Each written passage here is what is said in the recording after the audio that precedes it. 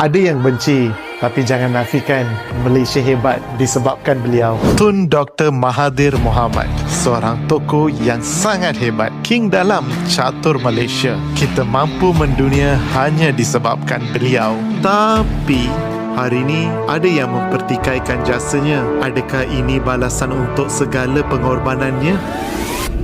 Sebelum kita go deeper, jom kita travel back to the time. Kita kenali siapa sebenarnya bapa pemodenan Malaysia. Tun M ada 9 orang adik-beradik. Yang paling bongsu mestilah Tun. Hidup Tun berbeza 360 degrees, tak sama macam PM sebelum. Tun dibesarkan dalam family yang serba cukup je. Ayah Tun cikgu bahasa English dan ibunya suri rumah. Dari kecil lagi, Tun suka belajar, pandai menulis, pandai berdebat. Cita-cita Tun nak ubah nasib sekeluarga. Ibu Tun cakap, nak jadi hebat, kena ada ilmu. Sebab itu, Tun nak sangat belajar tinggi-tinggi. Tapi, hasrat tu dihalang. Segalanya musnah. Segalanya hancur. Semuanya angkara Jepun. Masa tu, sekolah kena tutup. Ayah Tun tak dapat lagi mengajar. Hidup mereka bertambah susah. Tun sedih, hasrat nak ubah, nasib keluarga hancur berkecai. Tapi hidup kena teruskan. Tun jual pisang goreng semata-mata nak bantu family. Tun tak malu pun, sebab Tun tahu ini bukan penamat.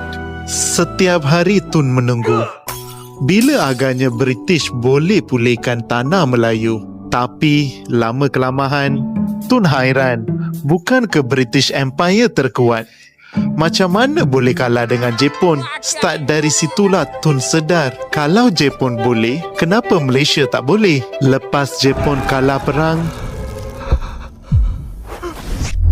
British datang balik nak buat Malayan Union. Tapi Tun tahu ini satu penipuan. Tun nak semua orang bangkit lawan British. Macam-macam akhbar Tun sebarkan betapa bahayanya Malayan Union. Tapi siapa sangka budak muda yang bersenjatakan tulisan mampu cetuskan revolusi di tanah Melayu.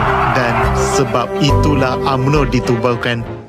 Setahun berlalu, Tun dapat peluang yang dirampas Jepun. Tun dapat beasiswa sambung belajar dekat Singapura. Sambil-sambil study, Tun jadi penulis berita The Straits Times tau. Masa tu, Tun guna nama Cedit, nama manja dalam family. Yelah, masa tu kan jauh dari keluarga. Ini je cara nak ubat rindu. Tapi kat sana ada cara lain nak ubat rindu. Tun tertarik dengan seorang gadis yang